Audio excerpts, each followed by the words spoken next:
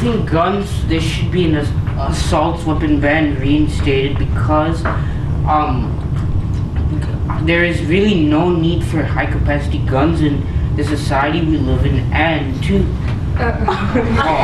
Yeah. Okay, about the whole no need for guns, what happens if a robber comes into your house or someone tries to assault you and you happen to have a gun at hand for self-defense? She's gonna break into your house. What are you gonna do? Why, you have to call the cops. That's one. That's or we can have a bluff gun, which I mean it scares the robber. How far would that get you? What then? Then. Okay. Not a round table conversation, one at a time. There was one case where a woman who was recently widowed, who had a young son, her house was basically two armed robbers who were friends with her passed away husband, her husband who had just passed away, tried to break into her house because they wanted her medication. They were armed.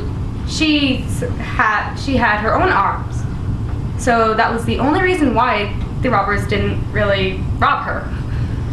Would you say that she's wrong? What are you going to do? Would you say that she was wrong to have that gun? Her life was on the line, her child's life was on the line, and you're going to say that she's wrong? It's really the building security's fault for not letting them in. So I mean, how? So I didn't hear that. She should have kept the doors locked more properly. She did. She should have made more because. No, they were armed. Let her speak. Well, because it's not the robber really shouldn't have the gun in the first place. Where is the robber getting the high capacity gun? Is he getting it legally or illegally? So so in the first place you have to make sure that the criminals do not get the guns, and you have to make sure they're not. Let's see some points of information from people who haven't given any yet. Okay. Somebody stand up. Oh, okay. There we go. Okay, so if we have gun control for Americans here, what about soldiers who are like outside the country? Who gives them the right to have weapons and then not us people in America? We're all American citizens.